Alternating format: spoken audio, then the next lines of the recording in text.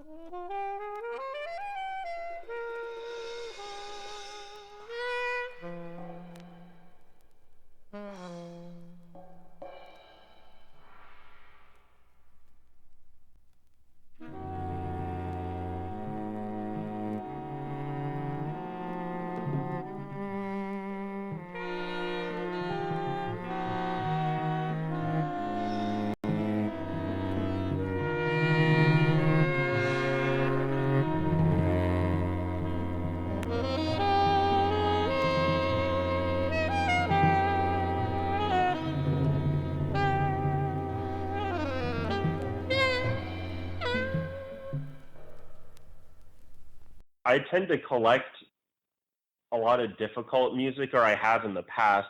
Since I've been doing this show, I've been collecting mainly dance music that I can find for cheap that's good. And it's very draining or tedious, even though I enjoy the music listening to at home or something, to have to wait because I kind of improvise what I say. And then if I have to wait 20 minutes or something, so I can imagine doing an interview that would in some ways be multiplied.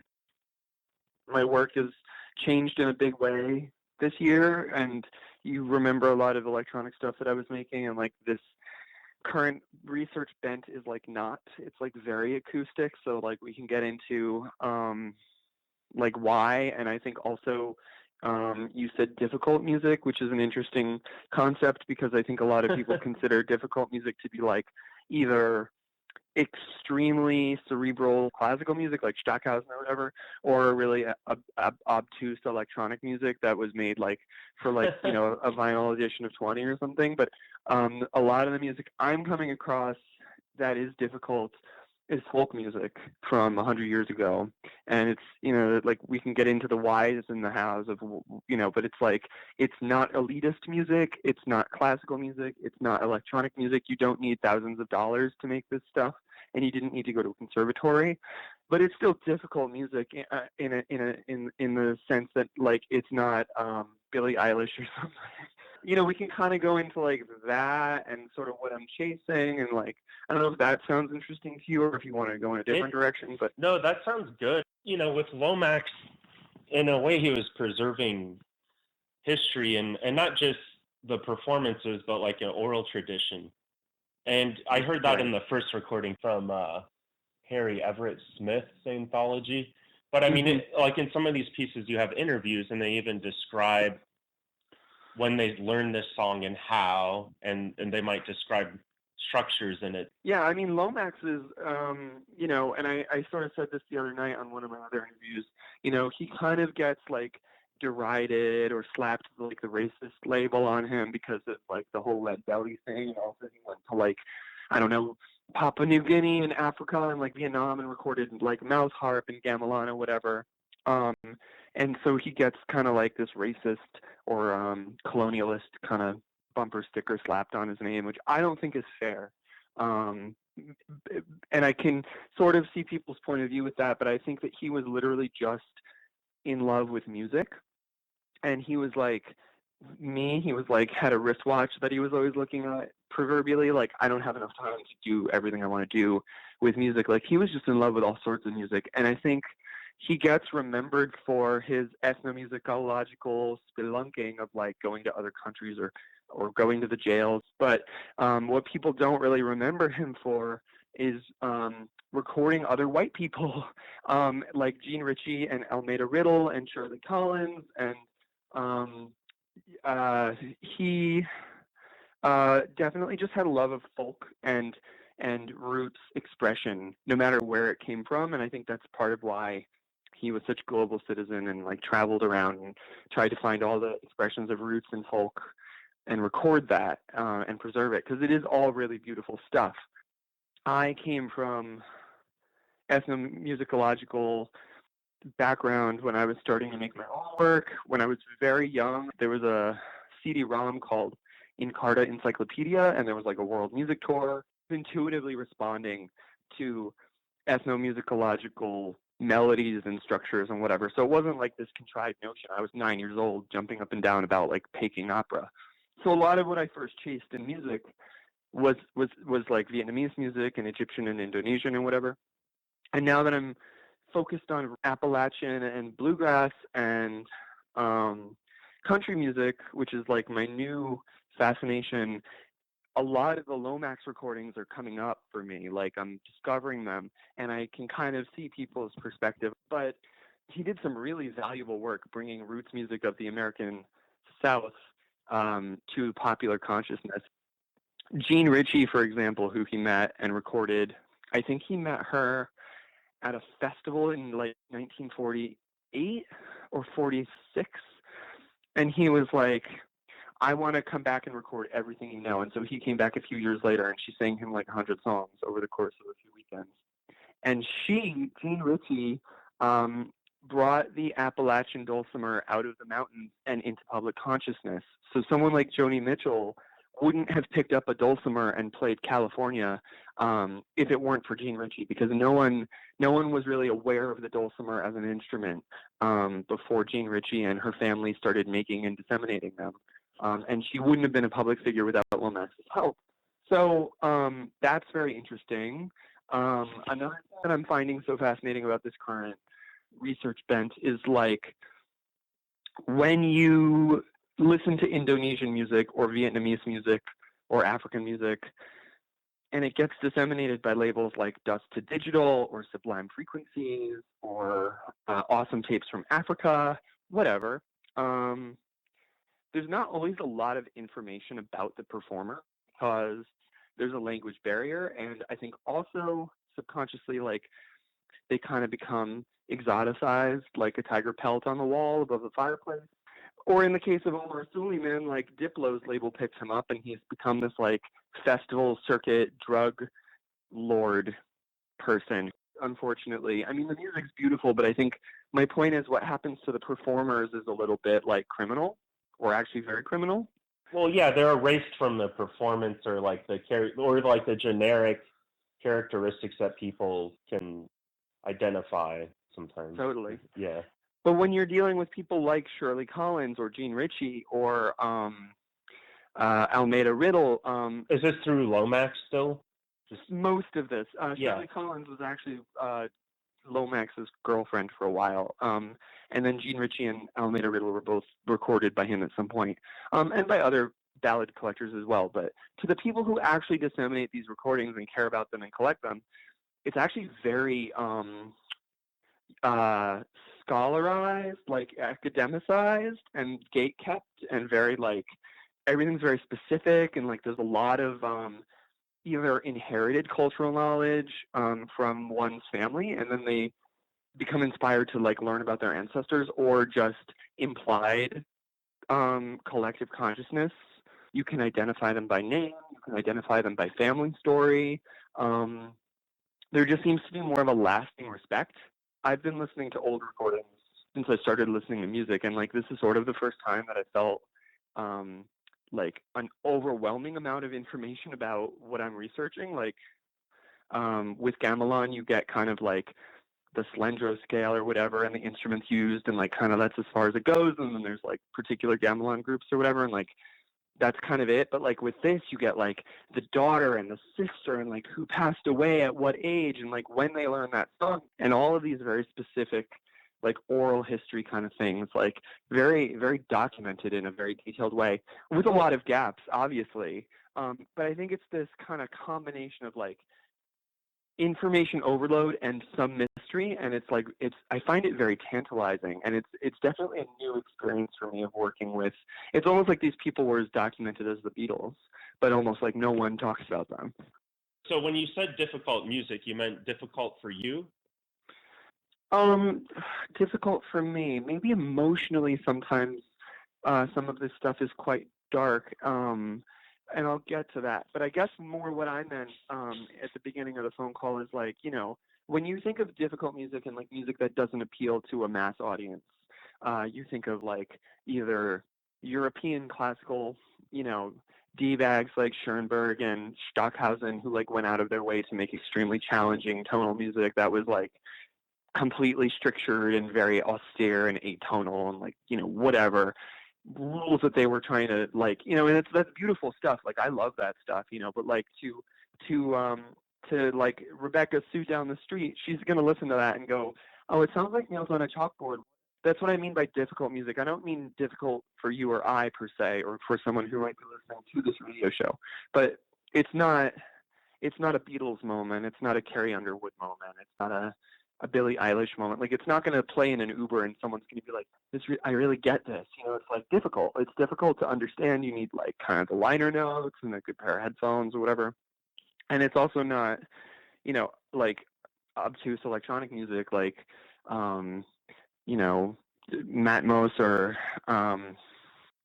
Oval or Vladislav Delay or something like that. That would also play in an Uber and someone would be like, what the hell is this? It sounds like a nightmare. You kind of have to be like at the end of the day, like with a good box of chocolates and a glass of wine, and like it's kind of a sommelier experience. You have to like ease into it. It's sort of like reading E. Cummings poetry. Like once you understand his shorthand and you get that certain words are signposts to mood, you can read him pretty easily, but it's not something you could just read out of a newspaper and be like, oh yeah, I get that. You know, it's like it takes a little work. So it is in that sense difficult because it requires sweat equity. So the contradicting thing about a lot of this folk music being similarly difficult and requiring sweat equity is that about 100 or 150 years ago, this stuff was being sung almost universally in households in the South, and also as far up as like New Hampshire and New York State, and came over from Scotland, Ireland, and England. So there were like milking songs, threshing songs, lullabies for kids, nonsense songs, whatever. It's not as accepted or acceptable or practiced even, unless you're a ballad specialist and have some affiliation or lineage or pride or interest in this stuff. You know, it interests me. But it's perverse because it used to be sung, it was folk music. It was music of the folk, of the people. So it was sung casually and frequently. And I'm sure in sending you tunes, I sent you one called Bolakins, Perrin's Lambkin, sung by Lena Turbyfill. And she's a woman of great interest to me, and I've been doing a lot of research about her. But it was that tune in particular that grabbed me. And when the listeners hear it on this radio show, I'm sure they'll see why. It's an a cappella ballad. It's about a mason who does not get paid for his work. He builds a castle. He gets stiffed by the lord that he builds the castle for. He does not pay him. And so he shows up at the house when the lord is ridden away to visit a family member, and with the aid of the nurse, sneaks into the house in the dead of night, pricks the baby with needles and pins to wake the mother up to get her downstairs, and then grabs and kills the mother. And the daughter kind of like waits upstairs for the father to return home. And because patriarchy, when the father returns home, the nurse and the villain are burned and hung as punishment. And it's just this, it's like, you know, I mean, there's more detail to it than my summary, but it's a very gruesome, kind of chilling ballad. And she sings it with such sweetness and briskness and candor. And there's a brief interview at the end, and her mother taught her that song and would sing it for her every night. And her mother died when she was 7. So between the ages of probably 2 and 6 or 3 and 7 or whatever, that was something she heard from her mother every night to lull her to sleep. And you know, it's like, it's perverse, it's wild, it's fantastical, it's, you know, it's tremendous. I mean, I think that this kind of stuff is just outrageous, and I don't find anything wrong with it. I mean, my mom would tell me scary stories sometimes to make me stay in bed or whatever, you know, like it's not that out of practice, but just the particular way it all comes together, it becomes very difficult music. And it's definitely not something someone, if you plucked them out of suburbia and gave them that record, it's not something they'd probably understand right away. Yeah, I could see that. I mean, it's very macabre, so difficult in that sense, and also far removed from the tradition. It's, you know, and meaning like macabre, like you might look at, and I wouldn't have a proper explanation as to why, but you know, I would assume that these tales or stories or narratives, the dark, gruesome ones that, you know, you might even see like in the Grimm stories that were collected, which a lot of people think of as fairy tales, but they're actually doing field work collecting folk tales, and they're very dark, very bloody and gruesome. Right, and then someone was telling me there's even like the Grimm's collected version is actually a scrubbed up version, and then Disney scrubbed it up even further. So there's like a third back version that's like even worse than the one that comes bound in like the Grimm's collected.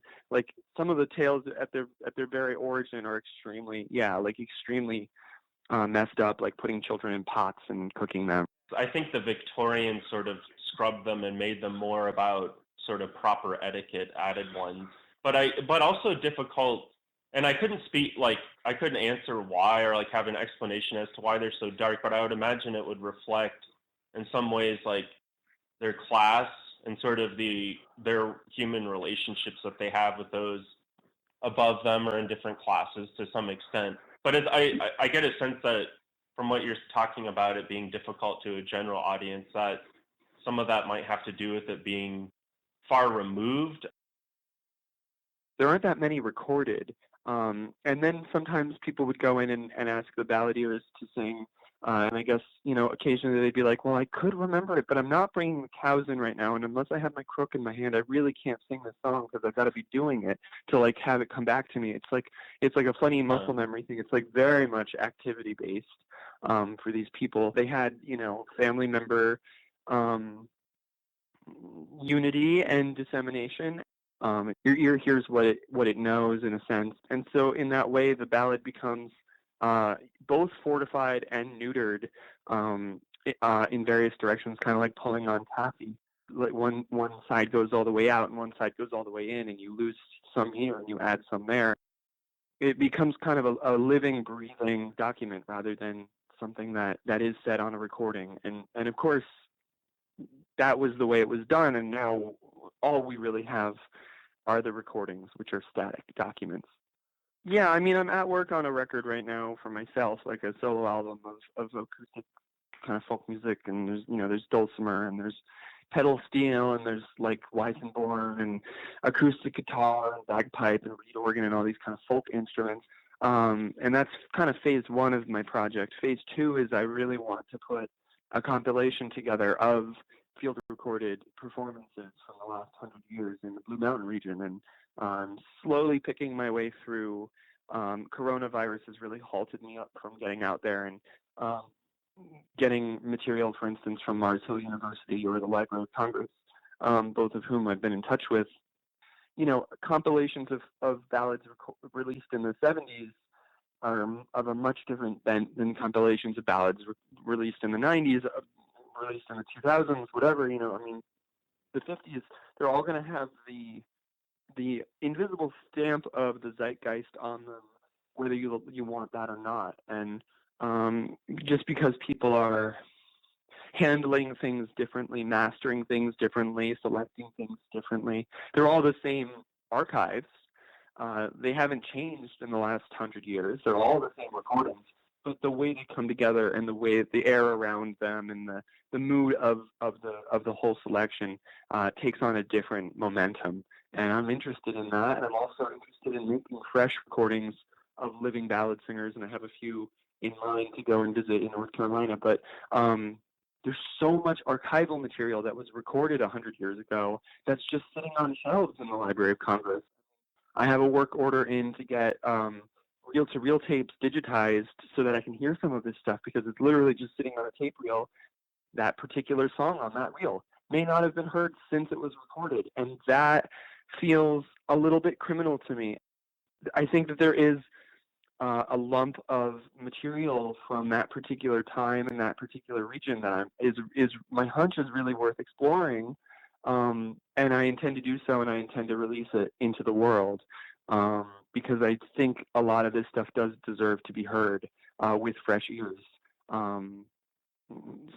because so much stuff is overlooked through history. So much stuff. Yeah, history is a little bit of a thinking through it and speaking of it, describing it is somewhat of a minefield. There's a lot of ancient cultures that call themselves the first culture, but they are borrowing parts from other people. That's what culture is. It's like essentially, you take something from someone, it's sort of a back and forth. You take and you give, or these cultures do, and then what you end up with is sort of piecemeal. And not only that, but then the way that we think about it is limited by our times and where we're at. It's sort of like putting like a bunch of glass plates that are sort of fragmented that you have to put in order. It's complex. It's a complex endeavor, but there are other folk resources as well. Maybe not necessarily something I would select for the compilation because they're kind of released already, but for curious listeners, there's the Max Hunter folk song collection online. Almost everything Alan Lomax ever recorded, I believe, is available for stream somewhere online. There are a couple of other resources. There's no shortage of that, but I think what is sort of missing is perhaps a comprehensive and cohesive, curated compilation of ballads that might speak to 2020 or 2021. So I noticed that there's certainly lay motifs and themes that speak to the times that we're going through in your curatorial selection. Like, we have death, unrequited love, perseverance. You have the American folk tradition and therefore the landscape. You have, we have, in addition to those things, there's a couple of songs that had love triangles sort of things. But I also felt as listeners that there was a sense of overheardness, like that we're overhearing these stories. And for that reason, I felt like the selection tied in well to the radio, which I feel like cuts down, it does cut down boundaries of space and separation, but it also anchors us to the speaker, or the music. I really like that you bring that up, like this act of overhearing, or like there's like a narrator present in all of the tunes. I was trying to put that into words a couple weeks ago to someone, and I was like, these songs are constructed in such a way that the listener trusts that they're going to change tense or change from first person to third person. Like, like me and my daughter, she and her were standing on the stair. Like the next, like the next point of view is like from a different person. Like it shifts from the first to the third or whatever. Like, and I was kind of like, it's neat that like these ballads just sort of trust that we're going to just follow that, like Lambkin in particular starts from the point of view of Lambkin, but then daughter Bessie climbs up in my window so high. So then suddenly it's from the lady's perspective. And it's like, I was sort of like, oh, it's great that, the mind will just fill in these blanks and jump from person tense to person tense and whatever. But I think I was talking my way around what you just said. It is like you're overhearing everything from every point of view, and there's like a fourth wall situation going on sonically, and there's a narrator present, but they're not really there. Especially did I send you Anarchy Gordon?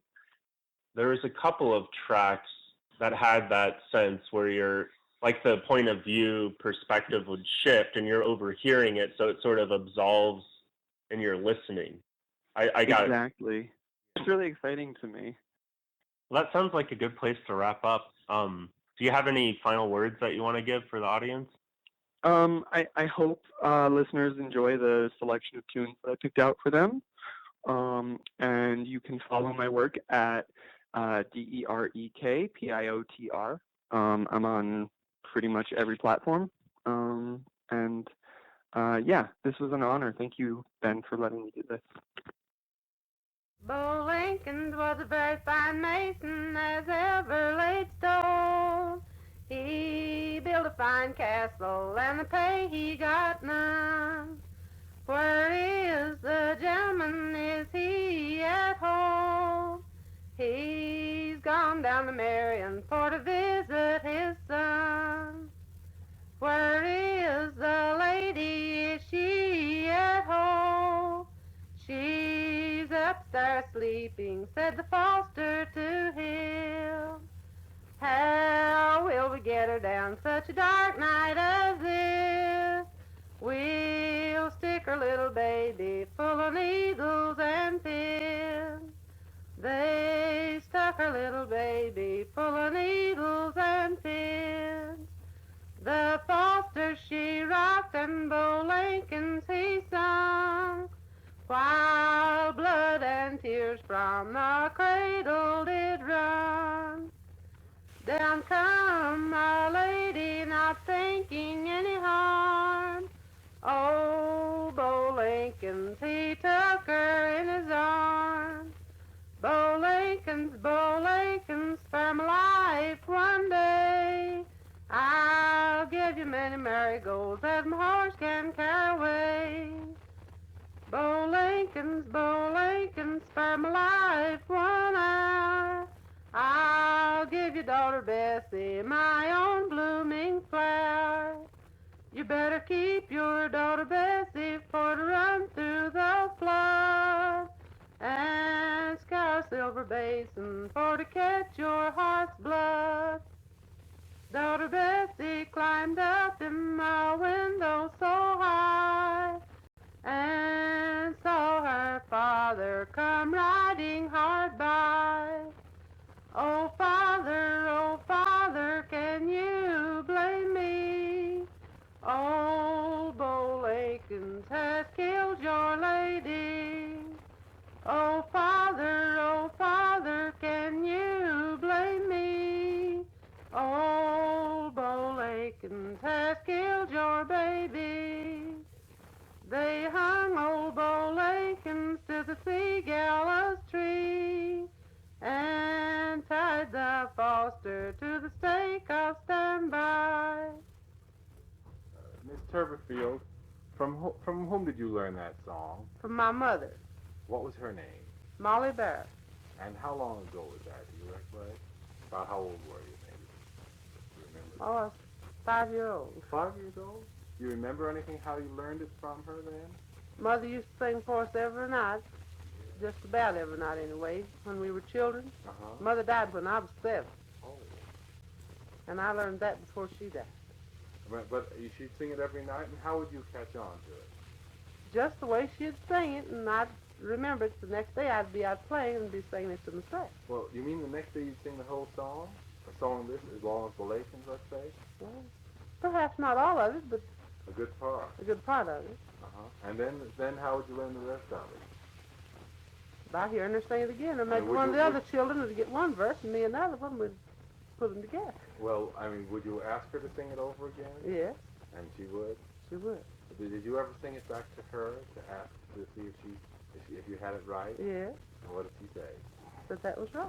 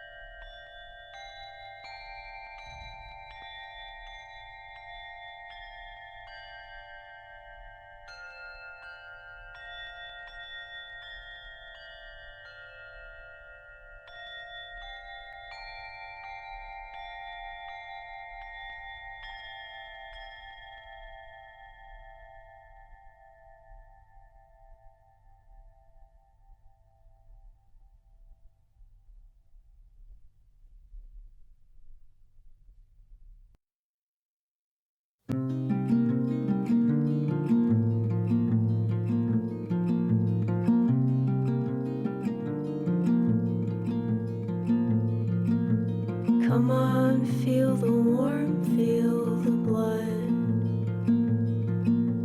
Goodbye to the old songbird. Space, come swallow me now. And all the precious things we surround ourselves. Death will come, then a cloud of love, is nothing I can tell you now, and no one like the lonely owl.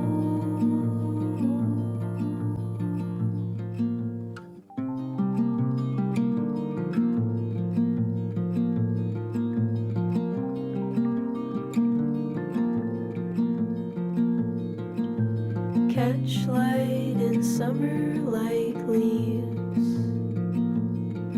A sparkle tells me who I am and where my moon begins, and there is a part of me looking for that spirit place.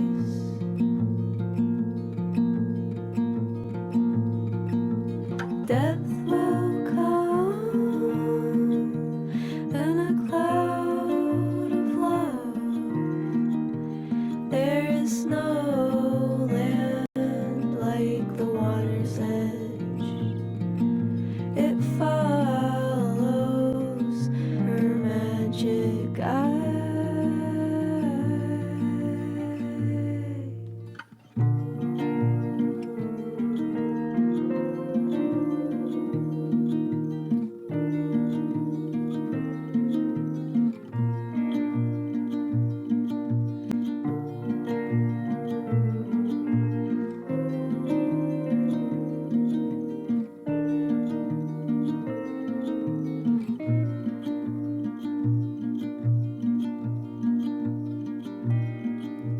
Death will come in a cloud of love.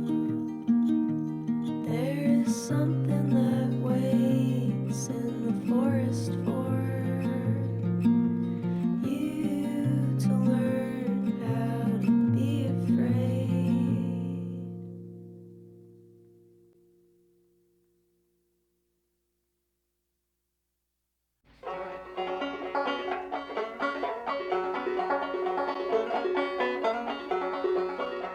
Oh, when I left Holy Virginia, North Carolina, I did roam.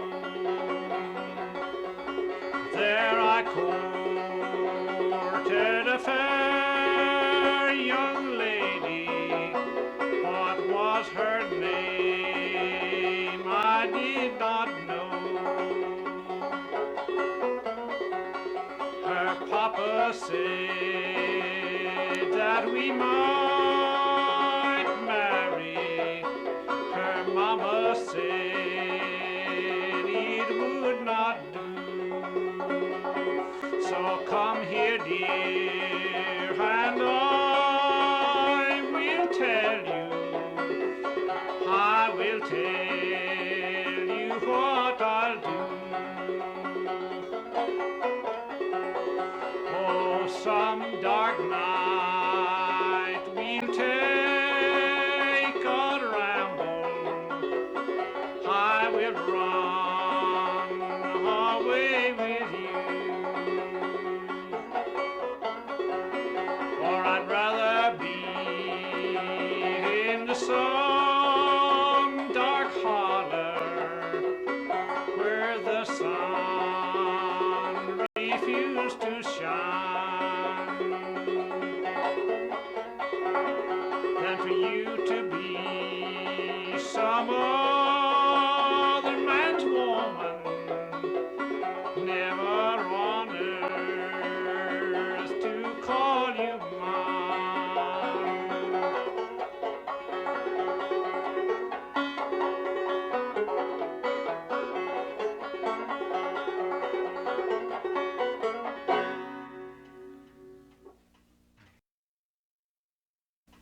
The idea of tuning a banjo is to get as many open strings as you can, and that, of course, if you were to play it like they play by chord and note, well, you just have one way to tune the banjo, but and that, of course, gives you all the varieties of chords that you want. But when the mountain people were playing the banjo, they didn't have knowledge of how to play the chords and notes.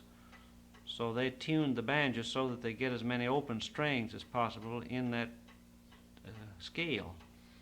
And that happens to be in a minor scale. And several tunes go in that category. And then now if I change, usually we would say, somebody would say, well, how do you tune the banjo for that? Well, you tune it for, say, it is well known, say, one or two songs in that category that they mentioned. Say, tune it for Cripple Creek. Well, you could get a lot of songs in the tune for Cripple Creek, or you tune one for Lonesome John, and that'd be in this minor scale that I'm playing in now, you see.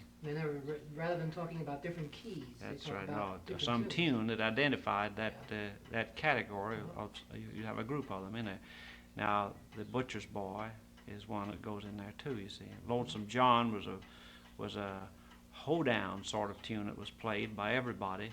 Nobody knew any words to it except some little jig words that everybody make up, you know. But it was a famous tune. Well, everybody knew when you tuned for Lonesome John, you had all of these others in it, you see, and it was the minor scale, but they didn't know it was minor. Last night there were 4 Marys. This night there'll only be 3. Mary Eaton and Mary Beaton and Mary Carmichael and me. Last night I washed my queen's feet and I put the gold braids in her hair. Now the only thing it's ever gonna bring to me is a death full sore. For word is in the kitchen and the word's all out in the hall. Then Mary Hamilton's great with child to the highest sort of them all. He courted her in the kitchen, then he courted her in the hall. Oh, he courted her in the low cellar, and that was the time of it all. Mary Hamilton walks and she's weeping alone by the dark blue sea. I'll bear my steward child alone, and 'twill be the death of me. And her wee one was still born, then she cast it into the sea. Lie there, you're the king's grandson, and you'll have no more need of me. Now down hath come the old queen, and the gold braids still in her hair. Oh, Mary Hamilton, where is the child? For I heard in grief thee full sore. There ne'er hath been a wee barn here, and anybody could see. Oh, it's just this pain in my poor heart, and the weeping ye heard it was me. Then put on your dress of red, my dear, or either a black or a brown. For before tomorrow's sun shall set, I will ride ye through Edinburgh town. And she neither put on a dress of red, nor yet a black or a brown, but arrayed herself in the purest of white, yet they rode through Edinburgh town. And when she walked into Edinburgh court, now the heel came off on her shoe. 'Twas in the courts at Edinburgh that she was condemned to die. And it's little did me poor old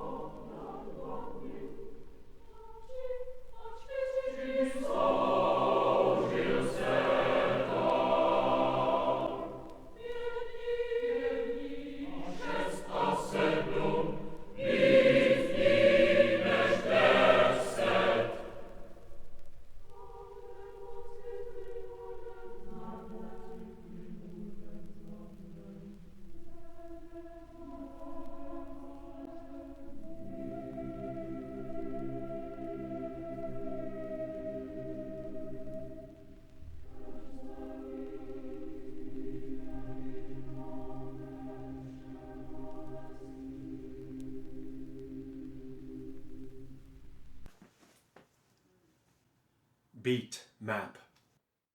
This evening, I entered a state of heightened consciousness, as though I were sitting in a room and there was an open door and that I could go out and look at the trees.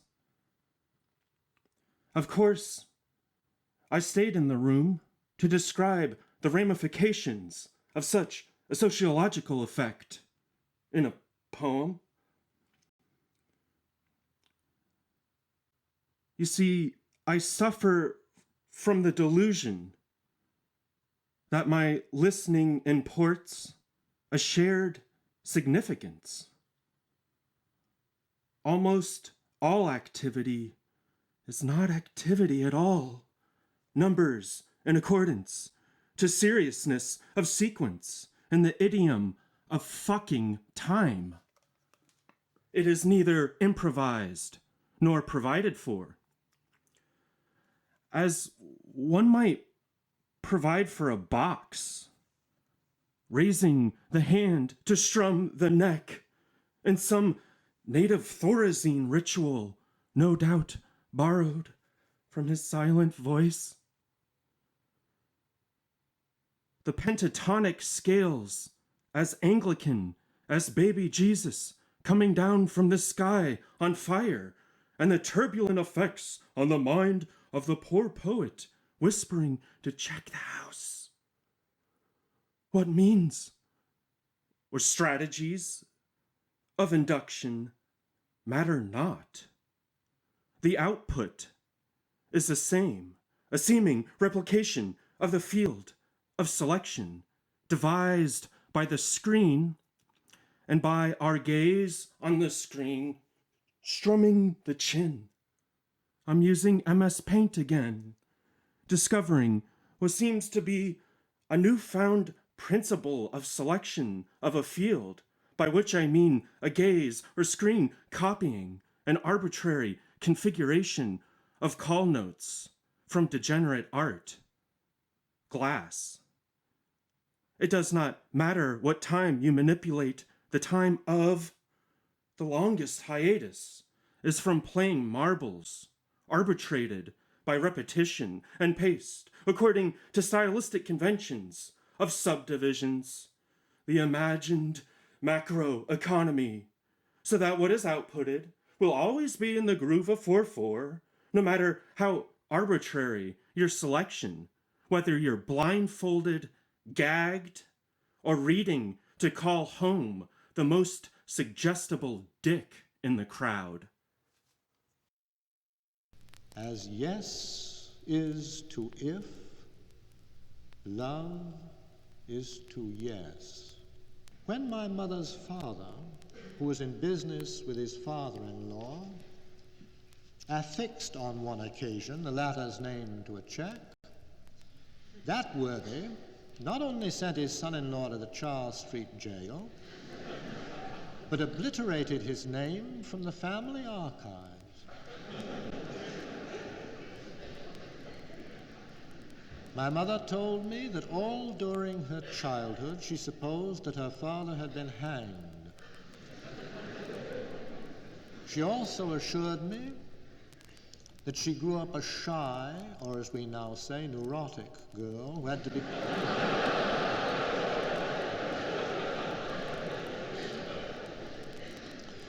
be plucked from under sofas whenever friends came to call. And this statement I found almost unbelievable, though she could no more have told a lie than flown over the housetop. For never have I encountered anyone more joyous, anyone healthier in body and mind, anyone so quite incapable of remembering a wrong, or anyone so completely and humanly and unaffectedly generous. Whereas my father had created his Unitarianism, his own father being a Christian of the hellfire variety, she had inherited hers. It was an integral part of herself. She expressed it as she breathed and as she smiled. The two indispensable factors in life my mother always maintained were health and a sense of humor. And although her health eventually failed her, she kept her sense of humor to the beginning.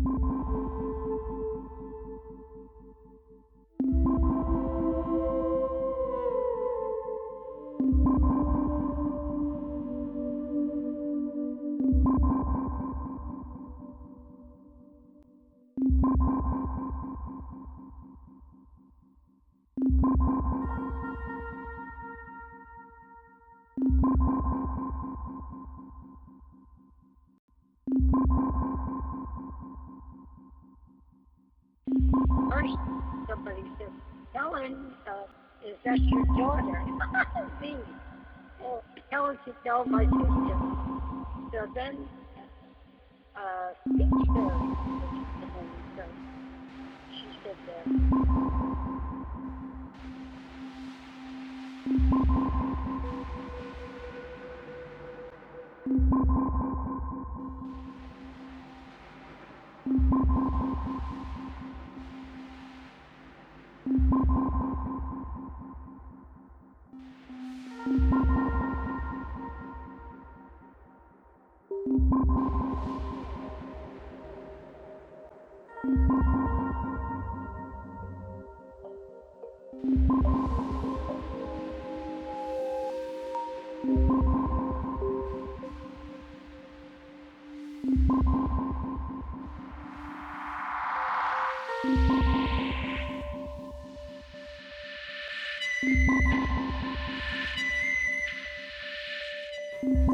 When I was a kid, I was a kind of a happy-go-lucky kid. I didn't care about anything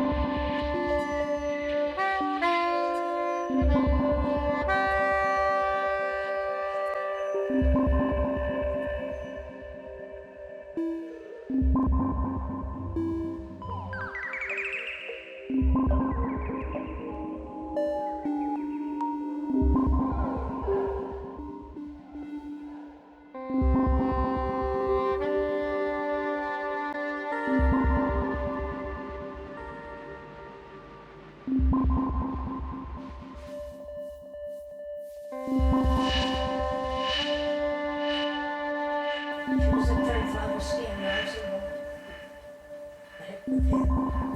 I'm a kid. I'm a big kid now.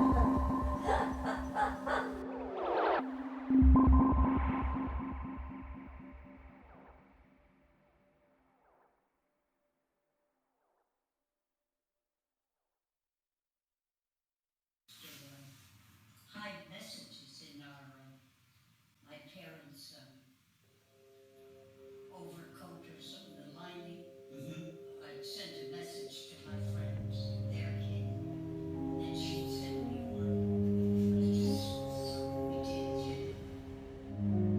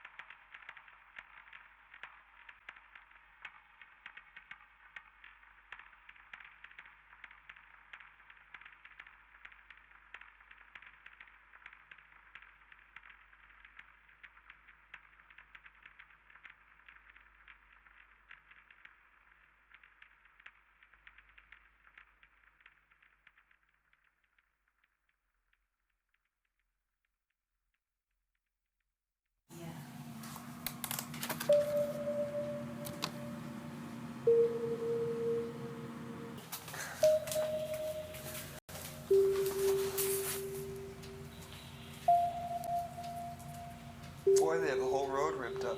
Yeah, I thought it was way up, but it's right here, right?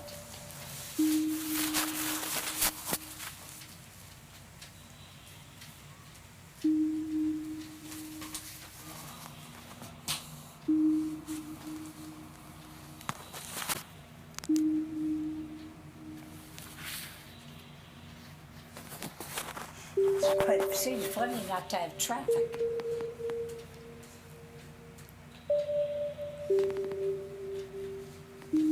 Don't get used to it. Yeah, right. I guess they're all going up Sealy. Yeah, they are. They said they were.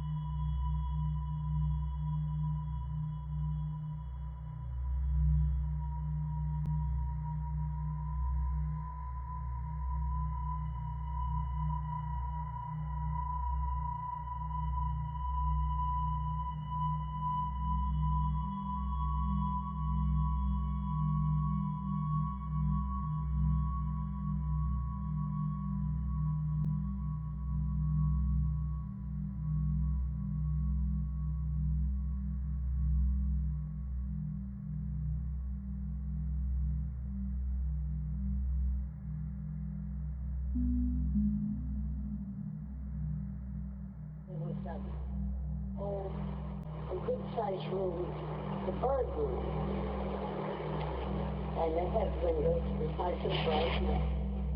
And so,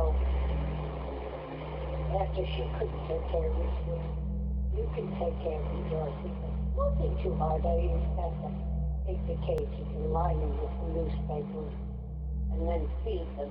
And they used to eat, some of the exotic ones would eat chopped egg, and then they bought this kind of, some kind of seed or something that they had mixed in with it. And some of them just had seeds, and others had water. Well, that was fine, but one day I went in and there was one dead on the bottom of the cage. So I didn't want to tell her. She never got up much. So I went out in the kitchen and got the nurse. And I said, I got a problem with things there. I said, you go outside and go around and I'll open the window and hand you the cage. So I did that and the fellas never knew what I was doing it. I went in, oh, Dorothy, what are you doing? I said, help me check up on the birds, see if they got enough water. That's nice. And I went in and we were laughing. But I had her up the bird. She never did the good.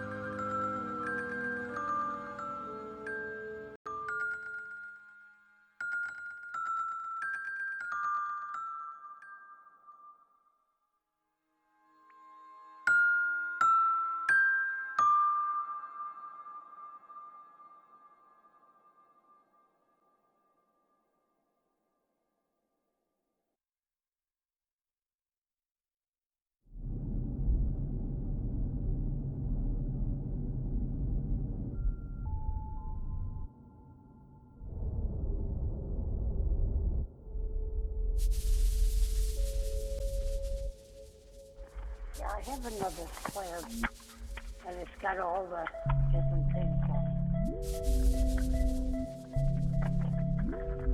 Shut the door. You have to have the engine on.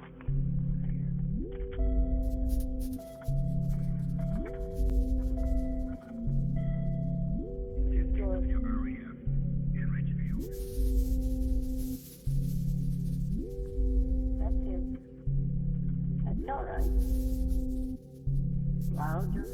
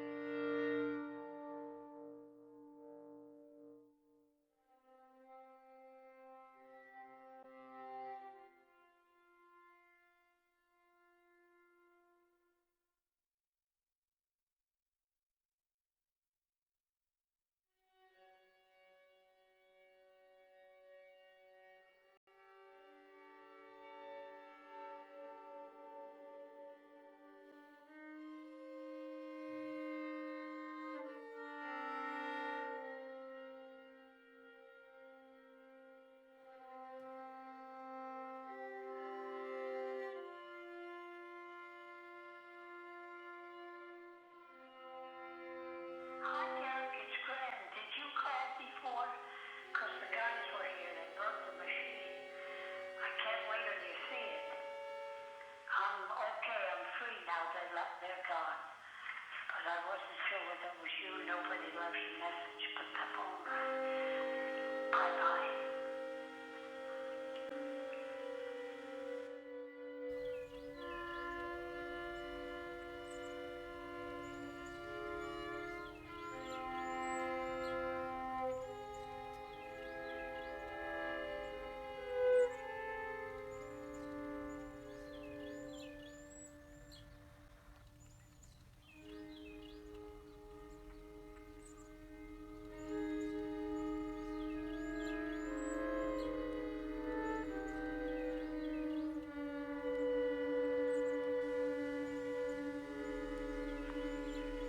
Hi, Derek, it's Graham.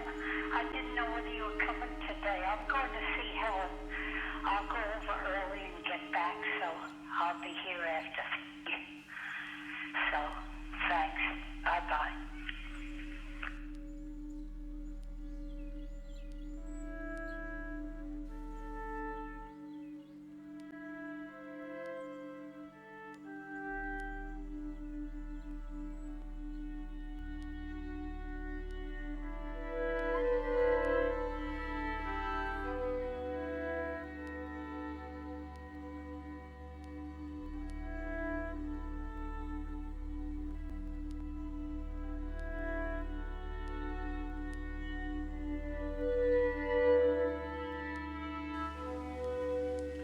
Hi, Derek, it's Graham. Got your message. Everything's fine here. The cat is doing great. She's a great treasure. Call me if you want. I'm home now. I went and got a haircut. So, bye-bye.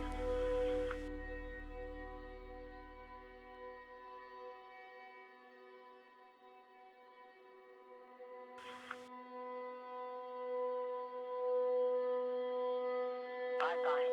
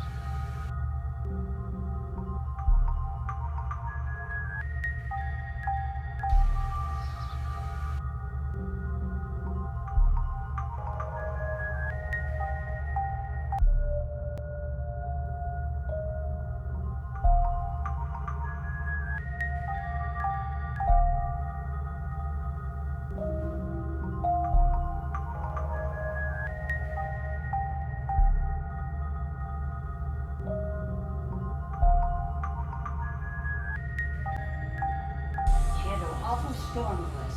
So she woke and lightning and thunder. And she has a nerve thing that she calls. That was making it worse and worse. Every bell would listen. And she said finally she pulled all the plugs. She couldn't stand the noise.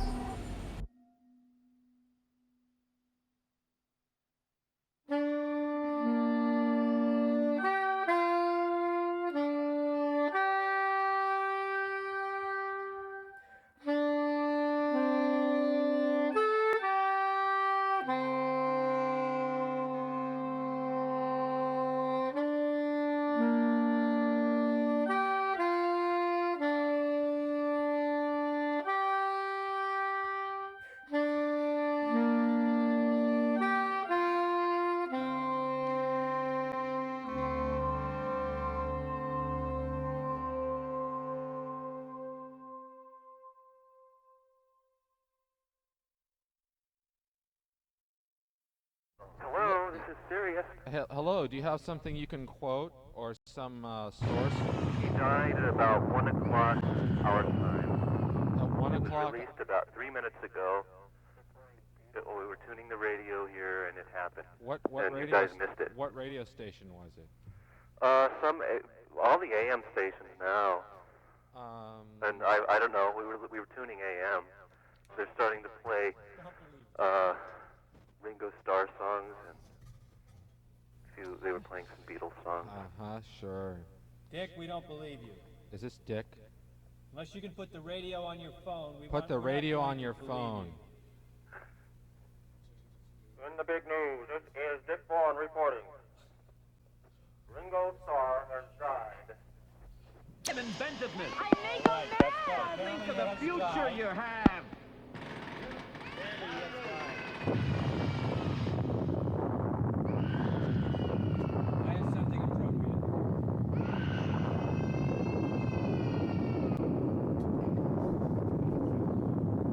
Apparently, ladies and gentlemen, you just heard it in the newscast. Ringo Starr is dead. Grand old painter died last night. His paintings on the wall. Before he went, he bade us well and said good night to us all.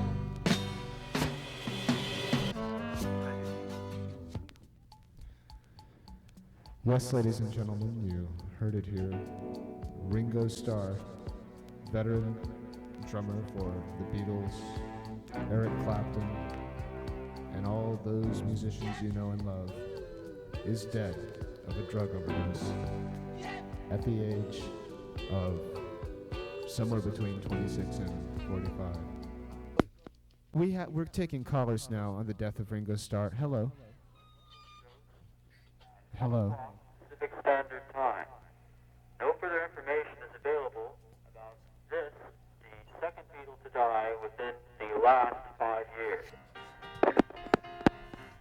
Yes, we all share your feelings, I'm sure. Hello, this is KPFA. Ringo Starr's the official dead Ringo Starr station. What's the shit about Ringo Starr being dead? How can you tell me think something like that? Are you shitting me or is it true? Well, somebody we know heard it on the radio, and they can't say anything on the radio unless it's true, so we're all sitting here trying to cope with this now. Turn on your AM, you'll hear it's all over now. Are you serious? It's all over, it's 1984 and Ringo's dead. Are you serious? Well, that's what we've heard. What do you mean you've heard? That's how rumors get started, my friend. This guy called up and he heard it on the radio. Oh, hey, there's been a fleet of nuclear missiles launched toward the United States. Now, do you gonna believe that? No, don't. Are they? We'll announce that. Thank you very much. No, this is real. I don't believe you. Oh, it's me. I got another update on Mr. Starr. Okay, go ahead, shoot. We've What's got it it about? tuned to Cable News Network now. Okay, They've gone can to you hold the Ringo phone up to Starr the thing? programming. I don't know a lot about drugs since I don't use them, but there was something about opium mentioned, and apparently Barbara Bach was not with him at the time. She was in Israel, I believe. He was in Hollywood. That's about all I know, or Los Angeles somewhere or something. But if you could play Don't Pass Me By from the White Album. All right, listen, I just checked on with KGO TV, and Ringo's not dead. You fuckheads are lying to us. So The fuck Army is you. promising to shoot without warning anyone found armed within its areas of operations. As they're doing a report for outside the apartment, there's a female newscaster outside not an apartment, it looks like a hotel. Now, how do you substantiate this stuff? Somebody just called up a real live radio station. Where am I? Oh.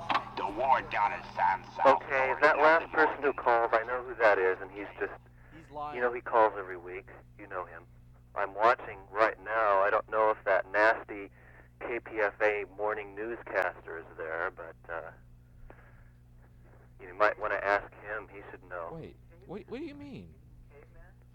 Yeah, they're going to have a special showing of Caveman on Cinemax. No, they're not. I'm just kidding. Well, thank you very much. I enjoyed talking to you, too. Well, KGO just said that Ringo's not dead, according to their... Yeah, they would have presumably heard the flash by now if it was a real one. So I am committed. They are the people who are trying to spoof you on this. They're just like the people who call in occasionally with the attack warning. And that's right. Funny, isn't it? The creation Well, of fear. That's our last words. And this is Suicide Man, wishing all of you out there a pleasant and... I enjoyed talking to you, too. Submarine, Billy, is a leak-proof boat. Do you hear me? Do you hear me? Sails under the water. Do you hear me? Do you hear me? Yeah, I hear you. Oh, okay. Where's our... Move the wires, we got some problems. Yeah, this is the weatherman. Mr. Nobody. I think that problem with Ringo Starr is just he's not dead. Dick Bond is causing a problem. I've been on cage. I'm terribly sorry, folks. Dick Von, sick idea art. I'm terribly sorry, folks. I'm terribly sorry, folks. I'm sorry we weren't prepared for this eventuality. We did Ringo Starr records tonight. So we're going to be playing Paul McCartney exclusively. So we could continue our journey.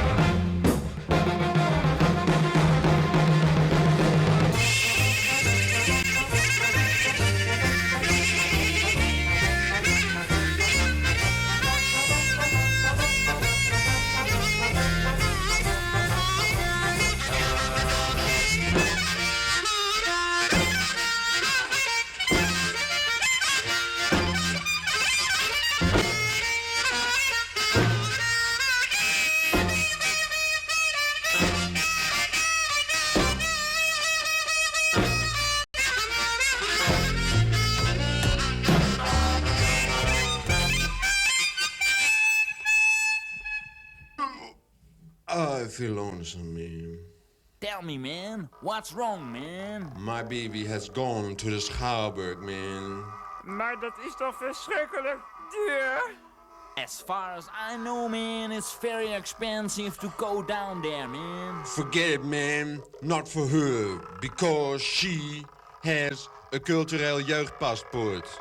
Cultuurgenot, consumptie, dat is pas werkelijk gein. Dus wil je heel goedkoop naar een cultuurfestijn, schaf je snel zo'n paspoort aan, het kost je bijna niks. De kunst is om te vreten en subsidie is de list. Met je CJB-paspoort, met je CJB-paspoort. Met je CJB-paspoort.